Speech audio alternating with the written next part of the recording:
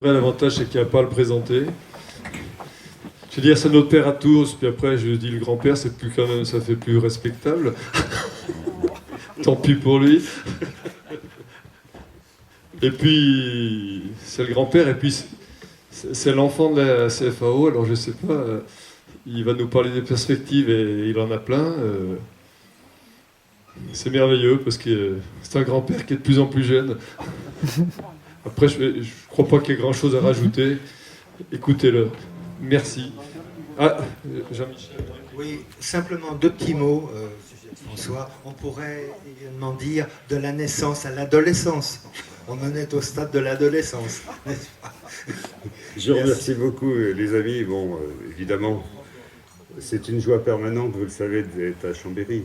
Parce que d'abord, Chambéry est très proche de la faculté de Lyon et avec courage m'a invité à plusieurs reprises pour faire des présentations de CFAO dentaire à une époque où personne n'y croyait, ce qui était très courageux. D'autant plus que, comme disait notre ami le professeur Pirel, mon nom était coché de rouge chaque fois. Donc chaque fois qu'on prononçait le nom de Duret, tout le monde disait « Ah, l'horreur, le menteur, l'escroc », enfin bref, tout ce que vous pouviez entendre à l'époque. Je voudrais aussi remercier une personne que vous ne connaissez pas, qui est Madame Maureen Lega, qui est dans cette salle. Parce qu'elle se cache, elle est là-bas. Elle est là-bas, cette dame. Et pourquoi je voudrais que vous la connaissiez? Parce que cette personne était la responsable au niveau national du projet de CFAO dentaire à Lanvar. C'est donc la personne qui m'a permis de financer ma recherche pendant plusieurs années. Et croyez-moi, à l'époque, c'était très dur pour elle. Parce que, comme dans toutes les grandes structures, vous avez des mouvements, vous avez des mouvements entre guillemets politiques pour ou contre des projets. Et elle a lutté, comme vous ne pouvez pas imaginer, pour que nos projets avancent et aboutissent. Donc je voulais vraiment la remercier une nouvelle fois, mais cette fois-ci le faire en public, plus de 20 ans après, parce que vraiment, merci Madame Lega pour ce que vous avez fait.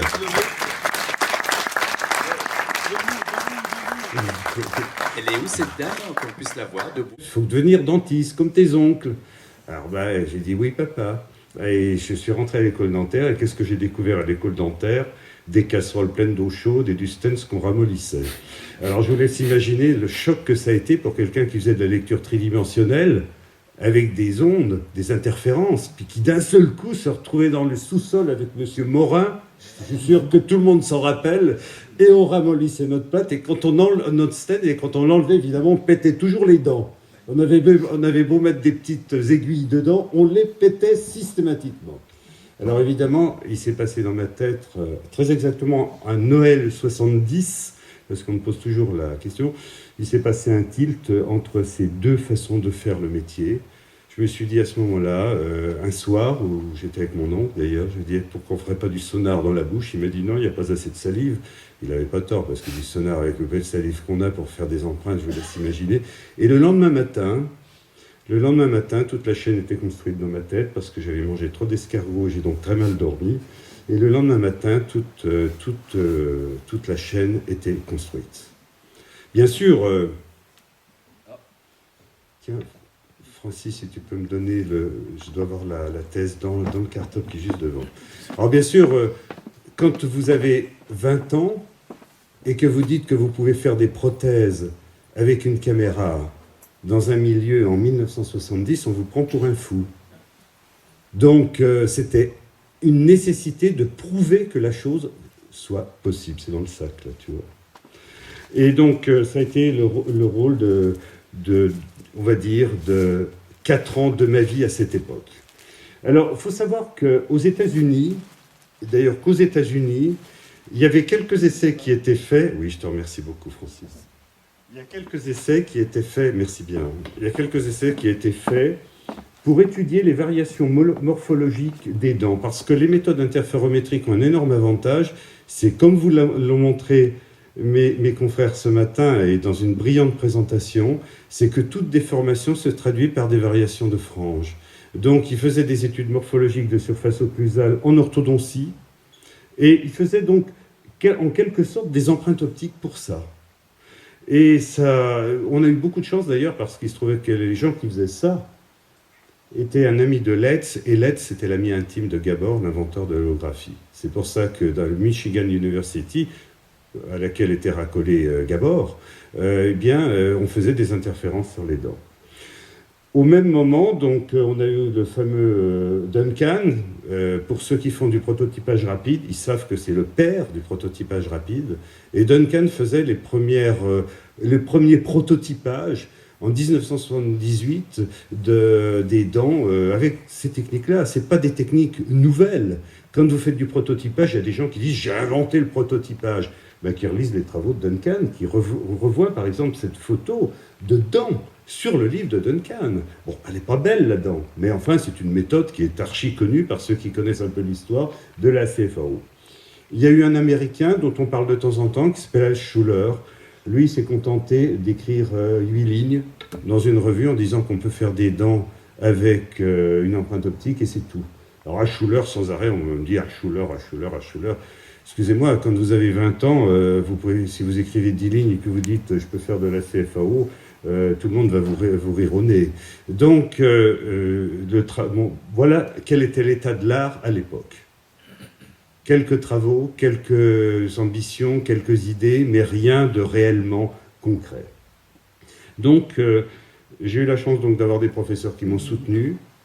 Et j'ai préparé donc cette thèse, ça a été 3 ans de travail intensif, 6 mois enfermé chez moi, avec ma femme, c'était pas désagréable d'ailleurs, j'en garde un bon souvenir, de jeune marié, mais j'ai aussi travaillé cette thèse que je vous ai amenée pour que vous la voyiez.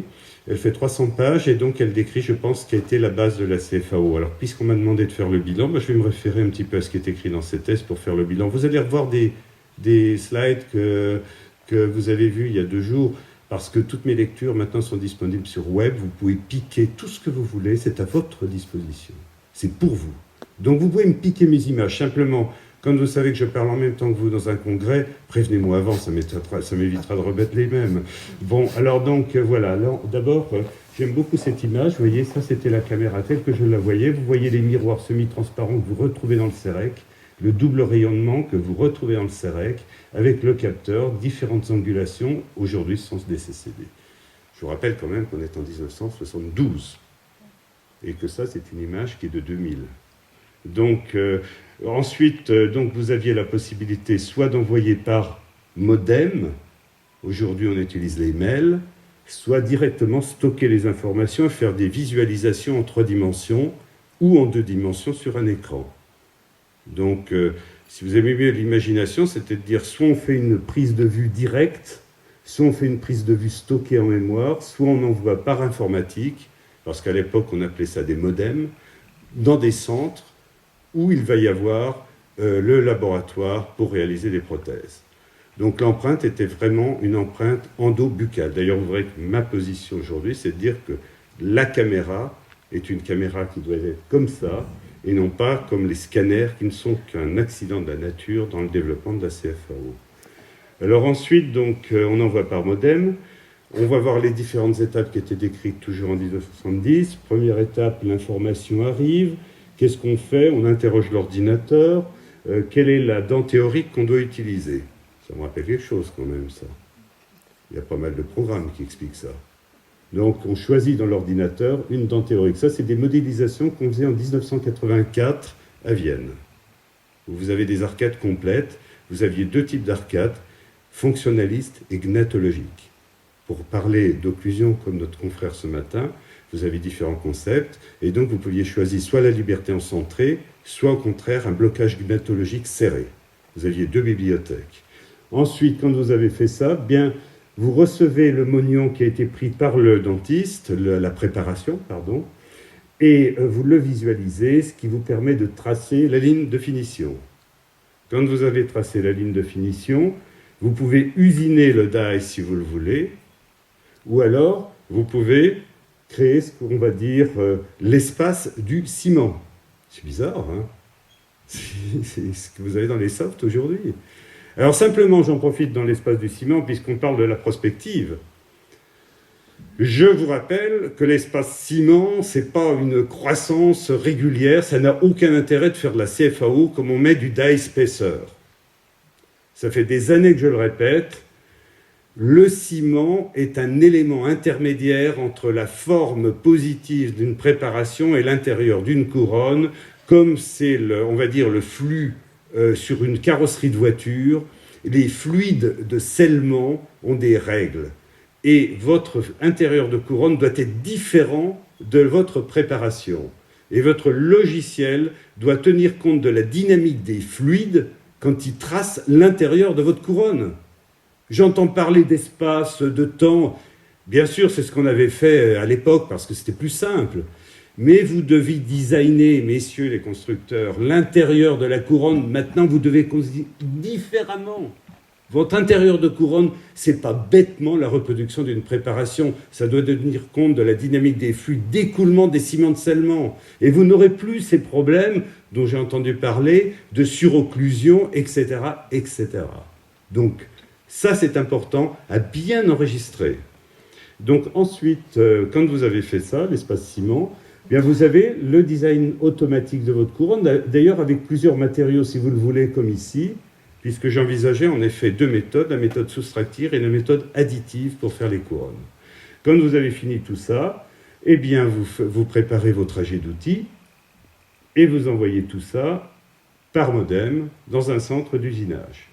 Voilà le centre d'usinage qui était tel qu'il était décrit, avec une zone de mémoire, un système porte-outils. Alors ce système porte-outils m'intéresse parce que ça c'est une zone de stockage de votre information, comme vous avez aujourd'hui les disquettes. Il m'intéresse parce que, vous voyez, ça, voilà comme il était dessiné, voilà comme vous le voyez dans les machines de CFAO aujourd'hui. C'est quand même 35 ans après. Donc, vous retrouvez les mêmes principes, avec en particulier toutes les dents théoriques et les trajets préusinés des dents théoriques. Puis celui-là, il m'intéresse bien, parce que celui-là, c'est tout simplement la visualisation de l'usinage par le CEREC, c'est-à-dire le disque horizontal. C'est-à-dire, vous pouvez faire soit un usinage par disque, soit un usinage par fraise. Donc voilà les bases, on va dire, qui étaient établies en 1973 de ce que devait être la CFAO. Et je dois vous remercier tous parce que finalement, vous les avez respectés et je suis extrêmement touché pour ça. Et je dois vraiment rendre hommage au magnifique travail qui a été fait à partir de ces bases qui avaient été établies. Alors bon, bien sûr, il y a eu le travail de laboratoire après. Voilà Jean-Louis Blouin, qui a été un ingénieur de génie, qui m'a tout appris et qui a tout fait. Moi, je lui disais, est-ce que tu ne peux pas faire ça? C'était Jean-Louis qui faisait. Il trouvait toujours des solutions. Les premiers prototypes, et vous voyez que c'est vraiment dans un garage, puisque c'était dans le garage du Grand Lens. Pour ceux qui ont connu le Grand Lens, c'était là-bas qu'étaient fabriqués les premiers prototypes. Ensuite, donc, en parallèle, vous aviez des travaux. Vous voyez, en gros, nous, on travaillait dans un garage, et à côté de ça, commençaient à apparaître des travaux, mais alors là, c'était les big laboratoires, l'US Navy, les universités de Tokyo, etc., qui, eux, avec les moyens que vous imaginiez, pouvaient aboutir. Eh bien, Tintin, je suis désolé, malgré tout ces... Ah tiens, au fait, tous ceux qui utilisent des scanners multilayer en disant « on a une technologie suprême, extraordinaire », messieurs, je me dois de vous apprendre qu'elle n'est ni extraordinaire, ni unique. Elle a été parfaitement décrite par un homme qui s'appelle H. Schuller, 1981, que vous trouverez dans ma bibliographie. Alors, s'il vous plaît, quand vous présentez vos technologies, rappelez le nom d'H. Schuller, parce que c'est lui qui l'a décrite, cette méthode, le premier. D'ailleurs, le CEREC le sait, parce que dans le premier livre de Meyerman, H. Schuller est cité. Donc, il avait forcément découvert la publication d'H. Schuller de 81.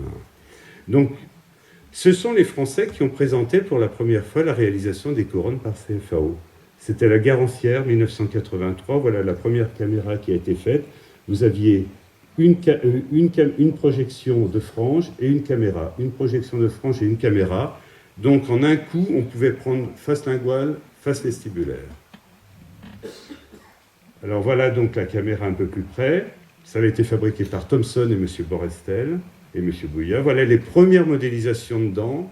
Ça, c'est 1983. Ces modélisations ont été réalisées avec le logiciel Euclid de Matra Data Vision et par mon ami Jean-Claude As, qui est d'ailleurs sa sœur, vous la verrez dans Télé 7 jours, puisque c'est elle qui fait les horoscopes, Christine As. Et incidemment, Babette Haas, c'est l'ex-femme de Sardou. Ça, c'est pour la petite histoire. J'aime bien ces petits trucs comme ça, vous raconter. Donc, il se trouve que Jean-Claude est le premier qui a, pour la première fois, modélisé une dent dans son environnement, et en plus l'adaptation de la dent. Et voilà l'usinage. Alors là, cette photo, je vais vous dire, elle m'a coûté pendant des années. Il ne sait faire que des couronnes en métal. Et ça, je vous assure, c'était vraiment systématique. Tout le monde disait, c'est en métal, cette machine fait que des dents en métal. J'avais beau expliquer qu'une fraise, ça fraise ce qu'on veut. Toujours est-il que pendant 2 ans, c'est ce que j'ai entendu. 85, c'est une étape très importante. Alors là, toute l'équipe de Henson, malheureusement, il reste que mon ami Francis, ici, de l'équipe présente, Francis Payet, qui faisait partie de cette équipe, très actif, qui descendait de Metz en voiture pour venir travailler 2 jours et qui repartait à Metz dans son cabinet. On était à Lyon, vous vous doutez de la passion que pouvait représenter l'équipe qui était autour de nous. Donc on a développé la première couronne faite en bouche. Alors, soit dit en passant, on avait fait un brouillon à Chambéry 1 mois et demi avant, parce qu'ils nous avaient ouvert les portes et nous avaient permis de venir amener le matériel. Et on avait amené les ingénieurs, c'était 10 ou 12, quelque chose comme ça, tout le matériel. Ah, c'était tout à fait passionnant. Chambéry est vraiment le berceau de la CFAO, ça on ne peut pas le nier. Et c'est pour ça que je suis tellement heureux de voir Aria présent à Chambéry, parce que c'est très important que Chambéry reste le berceau de la CAO. Donc voilà la couronne. Alors la sonde, on appelait ça la sonde à l'époque, pardon, la caméra endobuccale. Je ne vais pas rentrer dans les détails techniques, mais en gros, vous avez vu les franges de mes amis de Montpellier ce matin. C'est exactement le même principe, simplement, nous, le speckle, on était obligé de l'éliminer, puisqu'on travaillait sur ce qu'on appelle les fronts d'onde. C'était plutôt un inconvénient qu'un avantage, alors que vous avez utilisé l'inconvénient en avantage. En gros, c'est des fronts d'onde qu'on projette, puis il y a une différence entre les fronts d'onde et on trouve la 3e dimension. Voilà la caméra, la première qu'on a développée. Ces objets, si un jour vous voulez les voir, je les ai tous à la maison. Voilà la caméra endobuccale qu'il y a eu ensuite. Les premières corrélations, les premières visualisations, 84, la première machine-outil à commande numérique, les premières modélisations avec Euclide et la première couronne en bouche réalisée en direct à l'ADF devant 800 dentistes. Alors je peux vous dire qu'au départ, on nous avait donné une salle de 200 personnes. Alors là, on a bien ricané, parce qu'au bout d'une demi-heure avant le démarrage de la présentation, il y avait déjà 500 dentistes qui se présentaient, donc ils ont été obligés de tout déplacer dans une autre salle. Puis après, il y en a eu plus de 800 dans 2 salles, et puis ils ont arrêté les entrées. En un mot, vous allez me dire, tu devais être content, ça devait flatter ton orgueil. Pas du tout. C'est pas ça qui m'importait. Ce qui m'importait, c'est que ça m'amenait de l'argent pour continuer ma recherche. Parce que ça prouvait que les dentistes étaient intéressés à la technologie. Il n'y a que ça qui m'intéressait à l'époque. Trouver des sous, parce que je n'étais pas universitaire, attention, n'oubliez jamais. Les fonds, il fallait les trouver par soi-même. Donc grâce à vous, grâce à vous tous, parce que j'ai toujours dit, c'est les dentistes de base qui m'ont permis d'avancer dans ce travail, et je le répète une nouvelle fois, donc c'est tous les dentistes de base qui étaient derrière, et les prothésistes de base qui étaient derrière, et qui soutenaient ce travail. Ce n'était pas l'université, en tout cas pas l'université française. Je ne voudrais pas qu'elle se l'approprie maintenant. Hein. Pour ça, non. Ça, c'est pas à vous. Sauf peut-être Montpellier maintenant. Et donc, qu'est-ce que vous voyez à l'ADF ? Vous me pardonnerez, c'est un petit, on va dire, c'est un petit cercle un peu fermé maintenant. On est entre nous, donc je me laisse un petit peu aller. Puis, l'âge faisant, certains mots ressortent maintenant. C'est pas de la rancœur, parce que je suis tellement heureux d'être ici. C'est vraiment d'amitié, puis je vous explique maintenant des états d'âme, au-delà des descriptions scientifiques, que j'aurai grand plaisir à vous donner d'ailleurs. Alors vous voyez, le traçage de la ligne de finition était parfaitement défini, l'espace du ciment parfaitement défini, que vous voyez ici. Et ensuite, les fameuses boîtes que vous voyez dans tous les logiciels où vous avez les nœuds pour déformer, c'était parfaitement défini. On utilisait ça à l'ADF il y a plus de 25 ans. Donc, ils ont repris tout à fait les mêmes principes. Simplement, on n'utilisait pas de ce qu'on appelle des surfaces colorées parce que les logiciels étaient trop lents à l'époque. On avait quelques vues que vous pouvez voir sur la couverture de Tonus de l'époque, en 85, mais c'était très lent. La machine-outil, les différentes étapes de la machine-outil et la première couronne qui a été mise en bouche au monde lors du congrès de l'ADF. Voilà. Alors maintenant, 1987, vient le premier appareil avec les équipes. Vous voyez, c'était intégré dans un cabinet dentaire, la machine-outil, la caméra ici, avec Fabienne, qui est démonstratrice du CEREC maintenant, et toute l'équipe de Henson de l'époque. Et voilà la machine, la partie prise d'empreinte avec la caméra, la partie logiciel CAO et la partie machine-outil à commande numérique. Qu'est-ce qu'on pouvait faire avec cette... voilà la machine, la caméra, le logiciel avec les modélisations de carreaux de Bézier, l'Access Articulator. Ah oui, messieurs, il y avait un articulateur qui était modélisé dans le logiciel de CAO. Et il était possible de faire des mouvements d'articulateur virtuel à l'intérieur de l'ordinateur. Quand on est parti à USC, après, on a développé un articulateur extérieur. Et on pouvait, à partir de la position d'occlusion que vous voyez, que vous avez vu ce matin par exemple dans le CEREC, on démarrait de la position d'occlusion et on envoyait les informations des mouvements captés sur le patient directement dans l'ordinateur pour ensuite déplacer cette occlusion que vous avez vue de la position statique d'occlusion au mouvement dynamique. Simplement, au départ, on a commencé par modéliser un articulateur dont on réglait la pente condylienne, l'angle de Bennett, tout ça, on mettait les valeurs. Et donc, on réglait l'articulateur et ensuite on déplaçait les mouvements. La machine-outil et les usinages qui se faisaient en matériaux composites ou en céramique, c'était à l'époque le Dicor ou le Cerestor. Et voilà tout ce qu'on faisait. On est en 1987, avec une machine donc, qui a plus de 20 ans.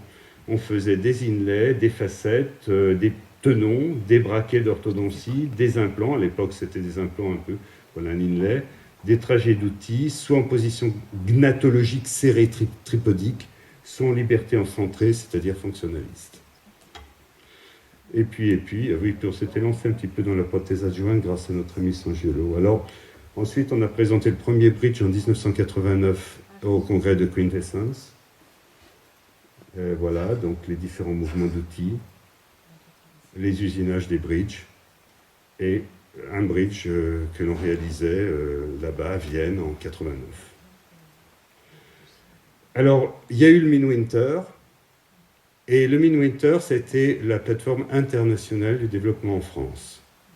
Il faut savoir que ça a été une démonstration qui a été très importante, il y avait plus de 5000 dentistes dans la salle, et on a fait en direct la réalisation d'une molaire qui est celle-ci, vous voyez, qui nous a permis d'avoir la couverture du JADA ou de revues scientifiques aussi. Donc c'était vraiment le résultat d'une équipe qui était fabuleuse, dirigée par Gilles Deschlette et en termes techniques, dirigée par Jean-Louis Blouin. Donc je ne répéterai jamais assez les noms.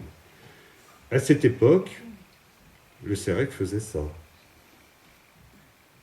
Je suis désolé, parce que Sirona, j'aime beaucoup, c'est des gens formidables. Ils ont fait un travail après splendide. Mais il faut que vous sentiez quand même, en 89, le choc qu'il y avait entre deux technologies. J'insiste là-dessus parce que, vous savez, quand je revois mes ingénieurs, ils souffrent de voir que tout ça s'est arrêté 2 ans plus tard pour des raisons purement politiques. Voilà, donc, d'ailleurs, vous voyez, souvent on nous comparait. En passant, Werner Marman, Marco Bornestini, c'est vraiment des bons copains. On se voit pas souvent, mais chaque fois qu'on se voit, on mange ensemble, tout ça, comme vous, quand vous rencontrez des anciens collègues. 35 ans d'histoire en commun, c'est long. Alors, puis ensuite, je suis parti aux États-Unis et j'ai travaillé avec GC, et de GC, j'ai développé le Gen 1 qui est sorti en 2000 à peu près sur le marché japonais. Voilà, donc, qu'est-ce qui s'est passé en Europe après, durant cette période? Eh bien, il y a eu les évolutions du CEREC, CEREC 2, avec ce splendide système d'usinage, qui était, quand j'ai vu ça, c'était une merveille, c'est-à-dire le double usinage, qui augmentait la rapidité d'usinage, c'est-à-dire on passait avec un gros outil d'abord, pour dégrossir, puis après il y avait le petit outil qui finissait, mais tout à la suite. Donc le temps qui prenait quelques minutes pour faire des inlays était préservé, mais cette fois-ci avec une grande précision. Puis le CEREC 3, dont vous avez eu une très belle démonstration, plusieurs belles démonstrations durant ce congrès. Je ne le décrirai pas plus, puisque de toute façon, mais simplement c'est une évolution, si vous aimez mieux, du système du CEREC. Avec cette très bonne idée d'ajouter une possibilité de faire des empreintes à la fois sur la machine-outil ou de faire des usinages. En 87, on avance dans le temps. En 87, c'est en 85, j'ai discuté avec les gens de Procera, ils m'ont dit 85, disons publication 87 du premier système Procera et l'apparition de Matt Anderson avec qu'est-ce qu'il a de particulier ce système? Ben, ce qu'il a de particulier, c'est le premier système qui a proposé le décentrage de la production. Vous vous souvenez, dans la thèse, j'expliquais qu'on pouvait avoir une unité séparée de centralisation. C'est le Procera qui l'a mis en œuvre, ça. C'est la première fois qu'on disait, on ne réalisera plus dans les laboratoires de prothèses, on réalisera ailleurs dans des grands centres. Qu'est-ce qui a motivé ça? Ce n'est pas une idée philosophique, c'est tout simplement qu'ils étaient obligés d'usiner le titane, puisqu'au départ, ce système travaillait en électroérosion et usinait du titane pour recouvrir les implants Bradmark. Ils ne croyaient pas vraiment au Procera. Mais par contre, ils croyaient beaucoup aux implants Bradmark qui étaient en pleine expansion. Donc ils ont dit, ce système va faire quoi? Ben, il va usiner les coiffes du système de Bradmark. Et donc, on a besoin de le faire en titane. Or, l'usinage du titane, à l'époque, supposait des précautions très particulières de pureté. Donc, ça ne pouvait être fait que dans le centre de Göteborg. Et c'est pour ça que l'idée de décentraliser une production s'est faite à Göteborg. Et non pas, comme je l'entends quelquefois, pour des raisons purement financières.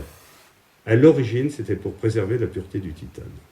Bien sûr, l'idée immédiatement a capté les industriels qui ont vu un moyen de captage des clients. Et ils se sont dit, si on développe nous aussi nos centres, eh bien, on forcera les gens à passer par nos centres. Donc, voilà l'affaire. Puis, vous connaissez l'évolution. Ensuite, ça a été... Alors, eux, ils ont une particularité, ils restent sur les solutions de micropalpage, même aujourd'hui. À mon avis, ils ne vont pas y rester très longtemps. Ils vont quitter cette technologie parce que ce n'est pas la meilleure technologie. Troisième grand système, c'était le DCS de notre ami Guillot, d'ailleurs, qui a été repris récemment. Vous savez que c'est un Français qui a développé tout ça. Guillot, c'est un type remarquable. Le responsable du développement de ce système, c'est lui. Lui aussi, on ne le connaît pas parce qu'il est discret. Hein. Et donc, le DCS est apparu à l'IDS de 91 avec une très belle machine-outil. C'était sa caractéristique, un très mauvais système de palpation. Vous m'excuserez, c'est des photos que je prenais moi-même. Et par contre, ensuite, une très belle machine-outil. Donc, tout ça a été repris par Biener. Ils ont concentré ça, petit appareil, donc une sorte d'appareil de table qui n'a plus rien à voir avec les développements de DCS. Pendant la période 90-2000, il y a eu une multitude d'appareils qui sont apparus sur le marché. Une multitude d'appareils complets. Ça volait de tous les côtés. On ne savait plus où on en était. Chaque nouveau congrès, il y avait un nouvel appareil qui apparaissait. Donc on courait à toute vitesse pour voir comment était l'appareil. Ce que vous voyez aujourd'hui, c'est multiplié par 2 ou 3. Mais à l'époque, les appareils, on en vendait très peu. Il y en avait partout. Vous en voyez quelques-uns. Par exemple, ça c'est la société Ritter. Qui savait que la société Ritter avait développé un appareil de CAO? Voilà, pour donner un exemple. Donc il y en a eu plein. Ça c'est Diane Reco, la passionnariat du 4CAM aux États-Unis. Donc, il y a eu une multitude de systèmes, puis on est arrivé aux années 2000 avec cette multitude de systèmes, et il y a eu une épuration pour arriver à ARIA 2008, où vous voyez maintenant ici les systèmes les plus importants.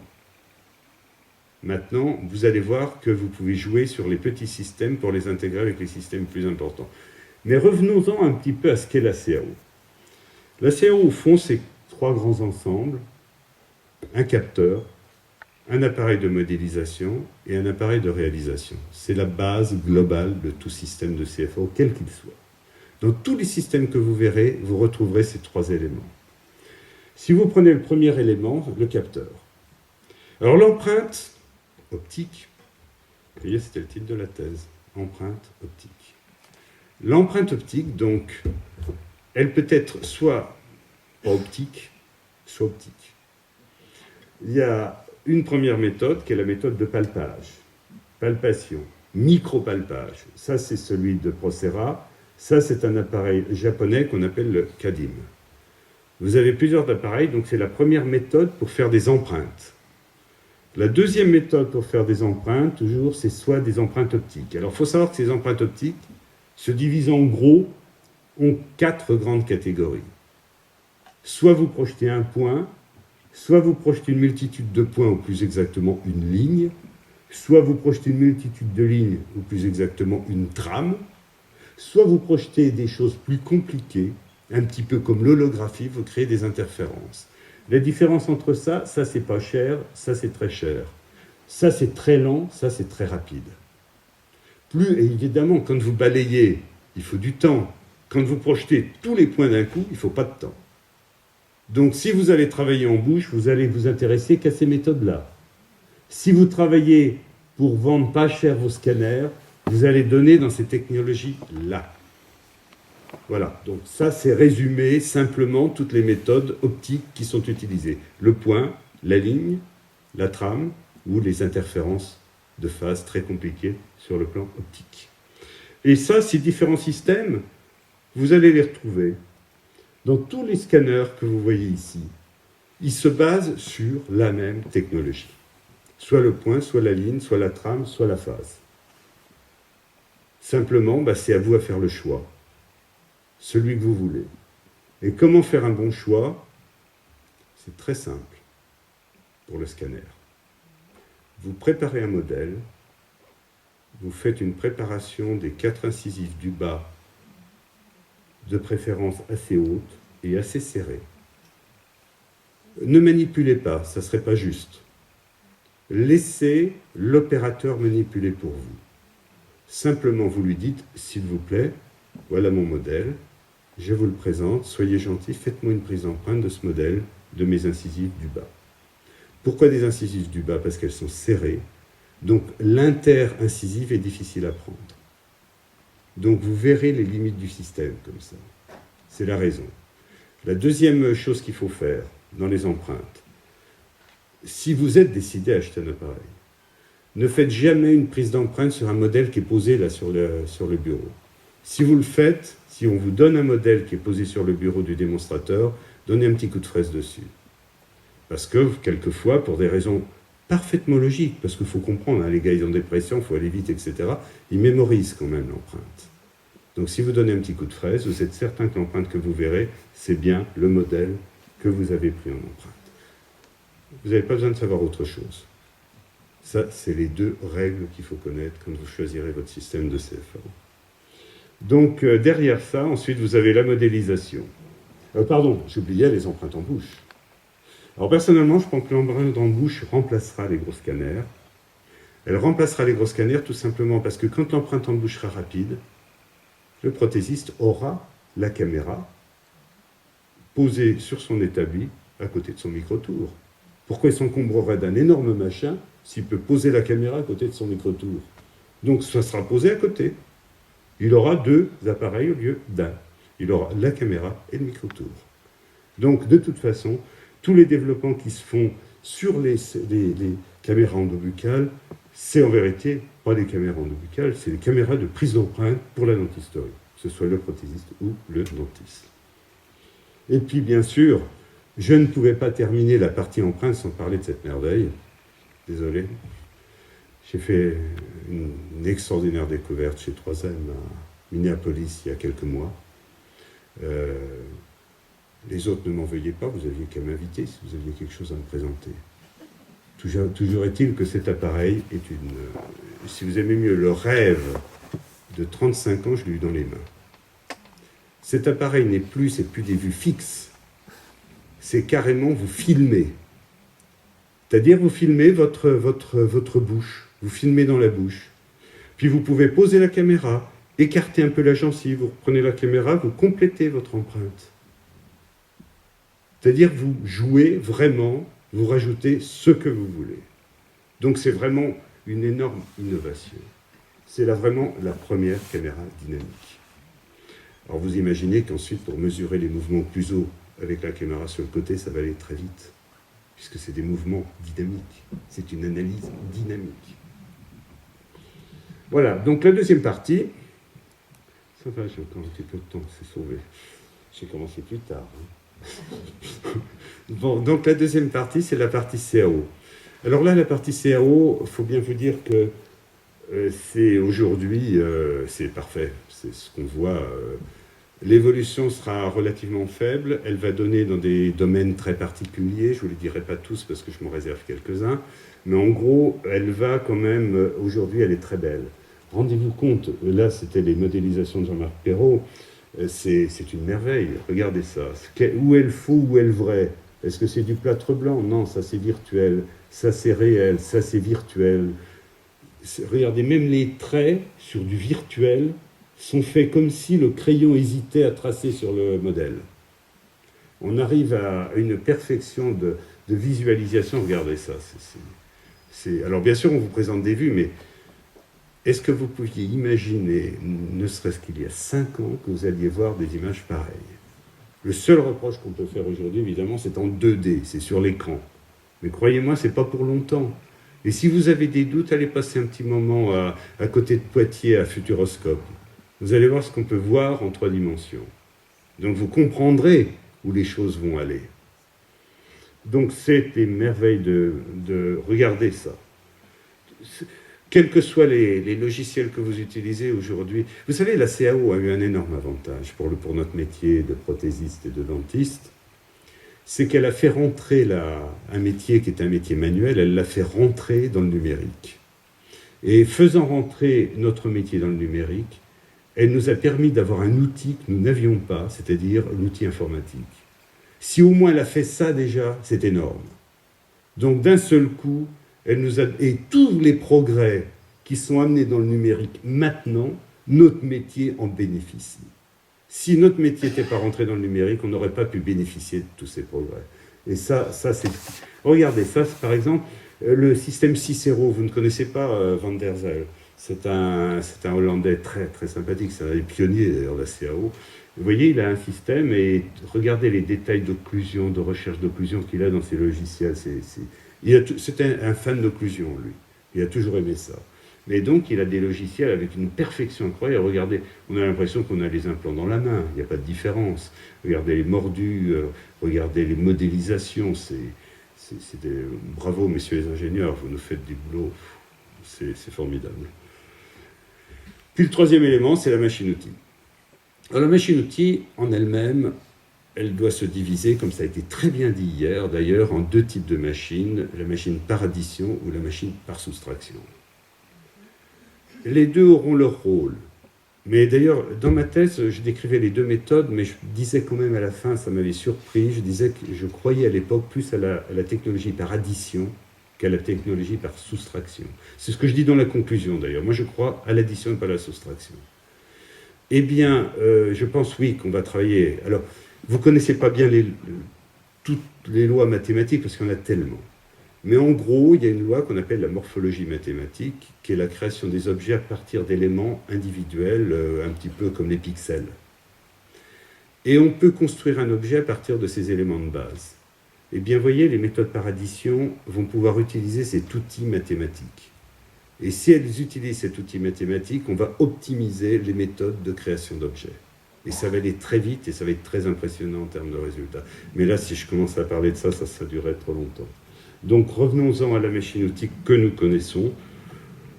Un chouïa après, la différence, c'est 3 axes ou 5 axes. 3 axes, 4 axes, 5 axes.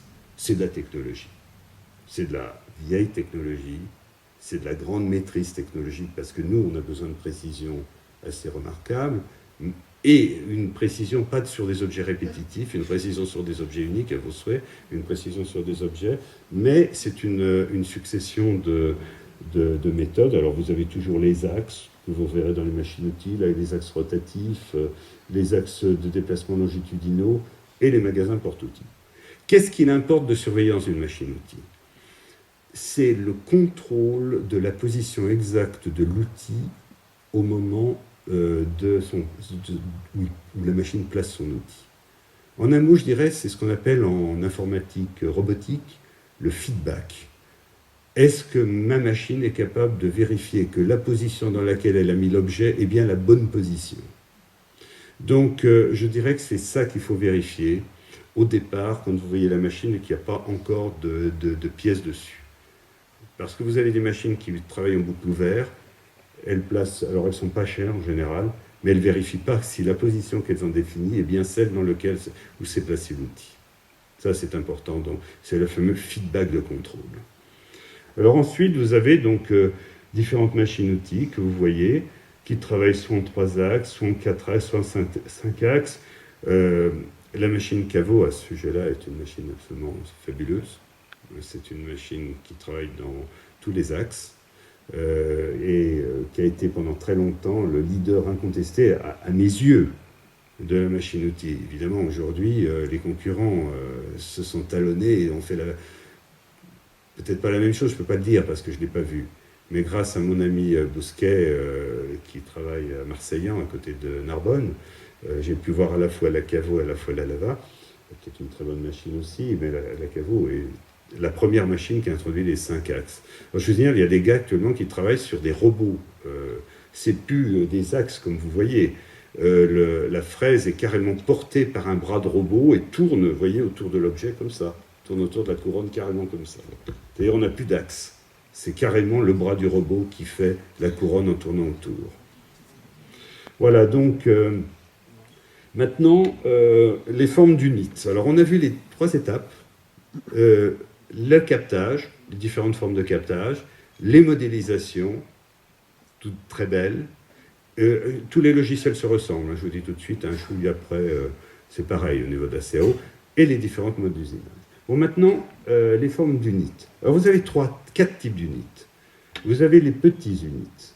Alors, en général, ils se caractérisent par un soft, très pauvre, une machine-outil moyenne et une tête de lecture assez importante. Bon, voilà les petits units qu'on connaît le plus. Le CIRCOM, là, historiquement, c'était le Selet, c'était le Ceramatic. Là, c'est le Dexi au Japon et le CIRCOM, qui est un très bel appareil d'ailleurs, qui est venu des travaux de Corberg et de Peter Scherer, donc des gens de grande qualité.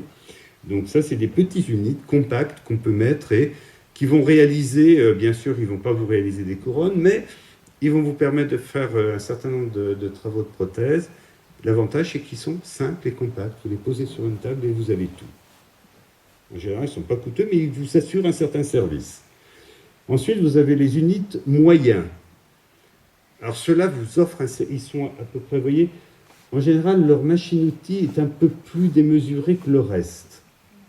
C'est la machine-outil qui est la caractéristique des appareils moyens. Alors, avec eux, vous allez faire quasiment tout, mais pas en répétitif comme dans une usine. C'est-à-dire, c'est un peu, je vais dire, c'est une Lotus, si je compare ça aux voitures, c'est pas une Ferrari. Vous avez les mêmes caractéristiques, mais il ne faut pas rouler trop vite et trop longtemps, parce que vous allez faire réchauffer le moteur. Donc, le plus connu, c'est le merveilleux CEREC 3, qui est le type même de l'appareil qui fait quasiment tout, mais qui n'est pas un appareil de grande production. Donc vous voyez, si vous voulez faire tout, mais pas avoir du gros machin, le CEREC est indiscutablement, à mes yeux, la solution. Puis vous êtes maintenant le laboratoire, vous avez de la grosse production, ça évidemment, ça peut être utile pour dépanner, mais il vous faut du plus sérieux. Donc là, vous avez ce qu'on appelle les gros unités. Alors les gros unités, les plus connus, c'est bien sûr, c'était le DCS, le Caveau Everest et le Lava, qui est de 3M, qui sont vraiment, on va dire, les leaders incontestés et incontestables du marché. Ce sont des gros appareils qui sont faits pour des laboratoires qui produisent. Alors vous voyez, quand vous choisissez un unit, il faut vraiment d'abord voir ce que vous produisez. D'ailleurs, je vous conseille 2 livres à ce sujet-là. Si vous aimez la CAO, autant que moi, il y en a un que vous êtes obligé d'avoir, c'est Technologie dentaire. Je ne suis pas écrivain dans Technologie dentaire, j'ai aucune action, mais ça, si vous n'avez pas Technologie dentaire, vous ne pouvez pas prétendre aimer la CAO. Parce que ça, c'est la revue qui porte la CAO. C'est une revue extrêmement intéressante. Et dedans, en particulier, vous avez un article d'un monsieur Schex, que je vous encourage vivement à lire, qui est extrêmement intéressant pour choisir des appareils justement de CAO. Et si vous êtes assez fondamentaliste de la CAO, vous avez une autre revue, qui est l'International Journal of Competent Dentistry, qui est vraiment la référence des fondamentalistes en CAO. Donc vous voyez, vous avez deux types de revues qu'il faut que vous connaissiez. Je ne sais pas pourquoi je parlais de ça maintenant. Ah oui, c'est peut-être pour choisir les unités. Ben, vous voyez, là, vous aviez la solution. Donc, vous aviez les grosses unités. Puis derrière, ben, vous avez les unités décentrées, décentralisées. Alors en général, ils ont un appareil de CAO qui est soit dans le labo, soit dans le centre de production. On vit très bien ça d'ailleurs avec le Procera, parce que le Procera, vous avez soit le logiciel, soit il ne vous l'avez pas. Donc, vous avez les deux options. Alors le plus connu, bien sûr, c'est le Procera, mais vous avez aussi d'autres systèmes, et maintenant, vous avez beaucoup de laboratoires importants dans le monde. Je pense à Gatswell, par exemple, qui proposent à leurs dentistes des scanners et qui reçoivent les empreintes de ces dentistes moyennant un contrat, mais spécifique à ce laboratoire de prothèses. Donc vous avez de plus en plus de laboratoires qui, en quelque sorte, développent sur une base commune leur propre scanner extérieur et l'amènent dans les cabinets dentaires pour avoir une transmission des modèles. Donc c'est les solutions décentrées. Vous avez bien sûr aussi le Synovad, qui était un exemple avec le Procera, un exemple de décentralisation. Alors dans ces systèmes-là, la machine-outil est dans un centre spécialisé. En général, le travail est très bien fait, il revient très vite. Simplement, ce qui me gêne, c'est la dépendance du praticien par rapport au centre. Mais ça, il n'y a que les prothésistes qui peuvent nous dire s'ils acceptent cette solution ou pas. Moi, ça me gêne pour vous. Donc, voilà un exemple de centre. C'est le centre de mon ami Van der Zel. Vous voyez toutes les machines-outils en batterie. Et donc, pour usiner les pièces avant de les expédier. Bien. Quelle perspective pour demain? Donc, vous voyez, j'ai essayé de faire un petit bilan des différents appareils, des différentes parties des appareils, d'un petit peu d'historique, pour vous parler maintenant de ma vision, ma vue de demain, comment la CAO devrait évoluer. Je prends le risque de vous le dire. Après tout, je peux me tromper, mais je vais vous donner mon sentiment personnel. On peut croire, on ne peut pas croire. C'est comme ça que je ressens les choses. Bon, d'abord, je ne crois pas, sauf pour les petits cabinets dentaires, je ne crois pas que l'empreinte se fera sur des modèles au laboratoire de prothèses. Je suis certain, j'ai une certitude d'inventeur, que l'empreinte se fera dans les cabinets dentaires. Le prothésiste aura une caméra, comme je vous l'ai dit, parce qu'il y a des gens qui ne s'équiperont pas. C'est tout à fait normal, pour le moment. Il y a des gens qui ne s'équiperont pas, donc puis le prothésiste en aura besoin aussi pour certains gestes. Mais de toute façon, les gros scanners que vous voyez là disparaîtront. Ça, je vous le garantis. Et beaucoup plus vite que vous le croyez. Parce que c'est une technologie complètement désuète. Je suis désolé, messieurs les fabricants, mais il n'y a pas que les fabricants qui connaissent la technologie. Donc, il faut dire à nos confrères que ce que vous voyez là, vous avez ça dans l'industrie, et dans l'industrie depuis longtemps, pour refaire la copie des objets, et que c'est un transfert de technologie. Mais que ce n'est pas pour nous. Ça nous aide parce qu'aujourd'hui, nos caméras endobuccales sont difficiles à faire. Donc, ce n'est qu'une transition. Et ces gros scanners que vous voyez, ce n'est qu'une phase transitoire. Je pense que dans 10 ans, il n'y en aura plus. Et il n'y aura que des caméras endobuccales. Et le grand exemple, c'est le LAVA, aujourd'hui, qui est un système qui offre une vue filmée dynamique, donc qui permet de filmer carrément aussi bien un modèle qu'une bouche. Donc ça, c'est la vue. Alors donc le dentiste prendra ses différentes empreintes en bouche, en filmant, puisque en toute logique, la photographie aujourd'hui, c'est un art, alors que le cinéma, vous y allez tout le temps, hein, et puis vous regardez la télé tous les jours. Donc en général, la photo statique est très rapidement dominée par la photo dynamique. Ça, c'est un cours de l'histoire, ça, on ne peut pas l'empêcher. Ensuite, donc, la visualisation. J'ai toujours pas changé d'avis, là encore, depuis 35 ans, depuis 40 ans. J'ai toujours pas changé d'avis. La visualisation sera en 3 dimensions dans l'espace. On va me dire, s'il faut mettre des lunettes, ben non, non. J'ai vu chez 3M, excusez-moi de parler de 3M, j'y peux rien. Et eux qui m'ont invité, messieurs les fabricants. C'est pas beau. Bon, donc j'ai vu chez 3M, qu'est-ce que j'ai vu? Ben, j'ai vu un écran qui permet de voir en 3 dimensions sans lunettes. Si vous aimez mieux, ils jouent sur les pixels et permettent de créer des objets qu'on voit à l'œil gauche et à l'œil droit différemment. Et je vous promets, on voyait, il y avait une fleur en particulier, pour ceux qui étaient là s'en souviennent, il y avait une orchidée. L'orchidée sort réellement de l'écran. Donc on n'a pas besoin de lunettes, j'étais comme ça, et je voyais l'orchidée sortir de l'écran. Donc aujourd'hui, la visualisation 3D sans lunettes est une réalité scientifique. Comme la dentisterie bénéficie de l'informatique, la dentisterie aura ce type d'écran, ce type d'interaction, ce type de visualisation. Ensuite, la visualisation, alors la correspondance sur les objets que vous allez voir en 3 dimensions vous permettront une communication tant pour le prothésiste que pour le dentiste, parce que tout se fera en temps réel. C'est-à-dire le dentiste tracera pendant que le prothésiste surveillera ses tracés, etc. Bien sûr, il y aura des tracés proposés comme aujourd'hui. Vous savez, c'est très facile de trouver une ligne de finition.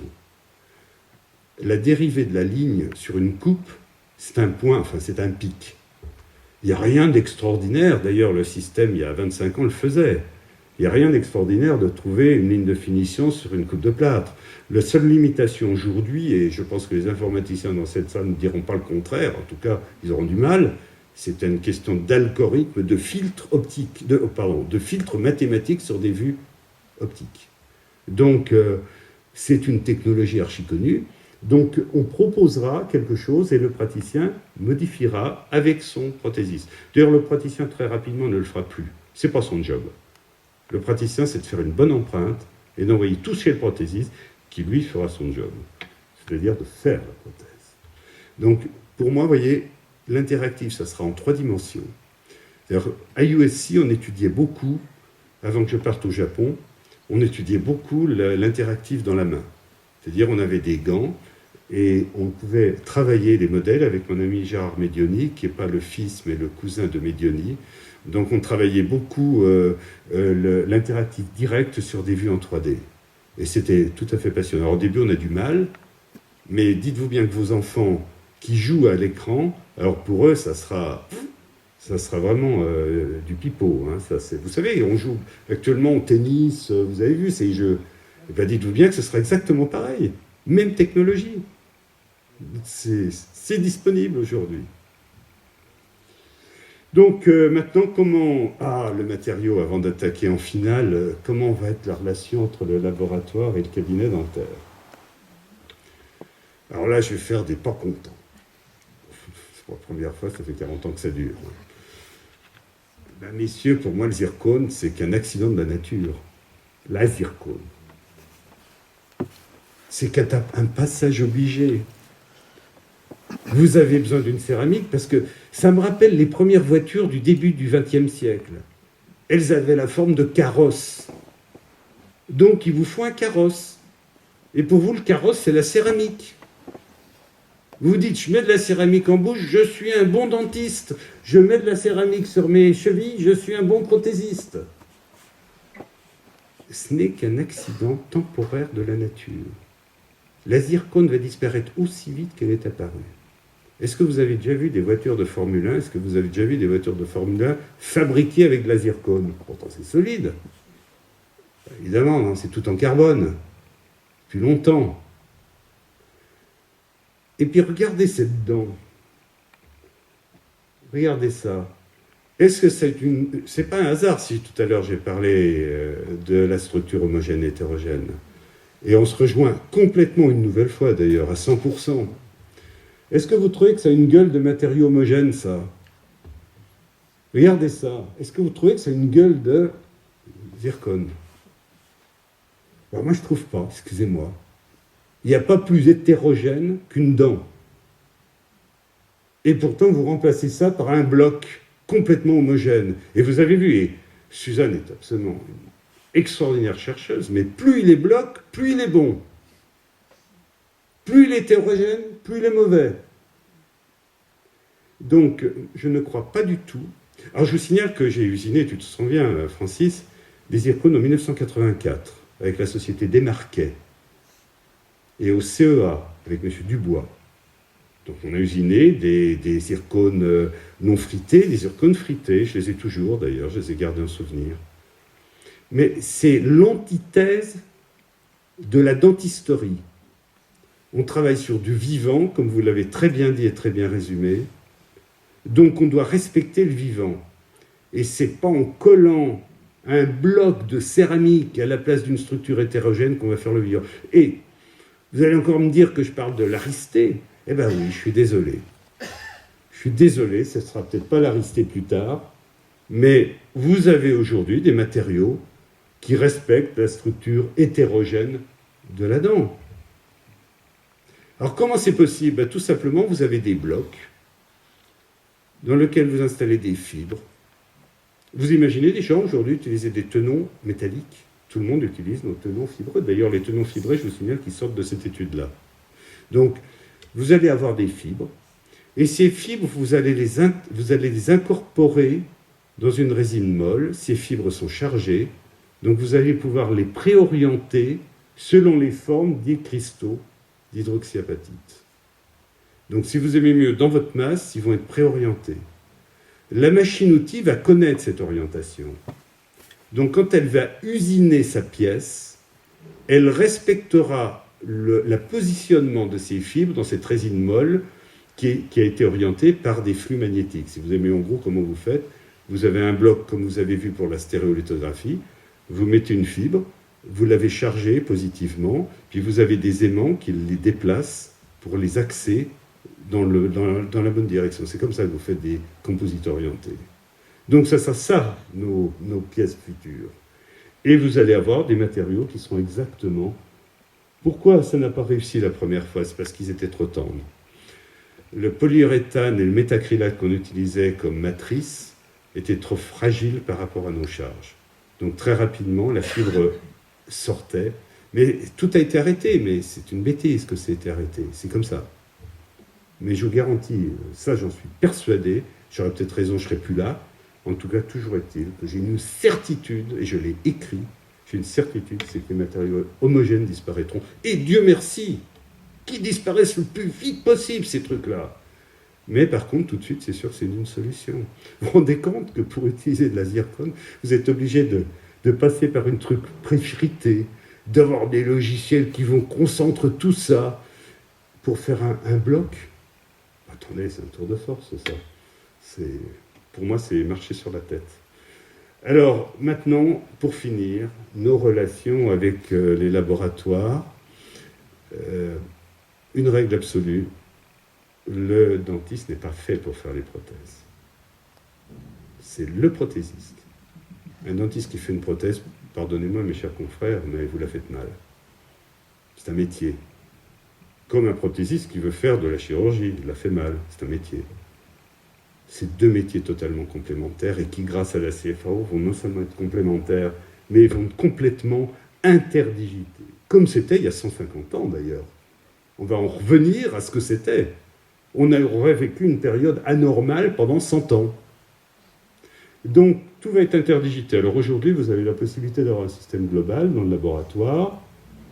Vous pouvez avoir des copains qui vous passez un scanner, et puis voilà, ça c'est une structure classique qu'on voit beaucoup aux États-Unis, très classique, c'est-à-dire vous avez le copain qui a le scanner, il y a le gros laboratoire qui se trouve au centre de Los Angeles, il a 4-5 machines-outils, puis ses copains prothésistes se connectent par modem par Internet sur ses machines-outils. Vous avez des sortes de grands buildings à Los Angeles, je sais bien, j'ai vécu 10 ans, donc vous avez des grands buildings, dans lequel vous avez des machines-outils. Puis les gars, ils envoient ça comme ça. Donc ça, c'est classique. Vous pouvez d'ailleurs augmenter donc, le nombre de machines-outils. Alors, l'avenir, c'est bien sûr ce qu'on appelle les connexions STL, ce qu'on appelle la différence entre un système ouvert et un système fermé. L'avenir de ce type de structure, ce sera bien sûr le choix de la machine-outil, le choix du logiciel, du scanner, le choix du logiciel de modélisation et le choix aussi de la lecture optique, de l'empreinte optique. Ça, c'est la configuration qui commence à vraiment se stabiliser. Aujourd'hui, quand vous achetez un ordinateur, vous n'achetez pas la même imprimante de la même marque. Ça arrive, hein. Mais quand vous prenez un Dell, en général, vous prenez une imprimante Hewlett-Packard, vous achetez un scanner Toshiba, et puis un portable Sony. Et tout se connecte, comme vous voulez. Parce que c'est comme ça aujourd'hui. Bon, l'avenir de la CAO, à mon avis, tendra irrémédiablement vers le magasin du meilleur appareil que vous pouvez brancher sur vos systèmes. Donc il y aura bien sûr toujours des gros systèmes pour les industriels. D'ailleurs, les industriels de prothèses ont intérêt à travailler avec des gros systèmes compacts. Je pense que c'est mieux pour des questions de, on va dire, de respect des signaux les uns dans les autres. Mais pour les systèmes moyens et petits, il est indiscutable qu'il faut avoir recours à STL. Si vous êtes dans des grands centres de production, je pense que c'est une erreur de mixité du matériel. Parce que là, vous devez avoir une compatibilité, cherchez le terme, une compatibilité entre les différents éléments. Mais pour les moyens systèmes et les petits systèmes, ce n'est pas le cas. Donc ça, c'est maintenant et l'avenir proche. Voilà, vous pouvez mettre une autre machine-outil si vous voulez. Donc, comment ça va se faire? À mon avis, maintenant, je vais faire un petit peu, pour finir d'ailleurs, c'est comme ça que je vais finir, je vais imaginer un petit peu le travail. Je suis dentiste, je décide de faire la CAO en 2020. Et comment je vais faire ça? Ben voilà, j'ai dans mon cabinet une petite machine-outil à commande numérique qui est là, qui m'attend. Elle est toujours en permanence ici.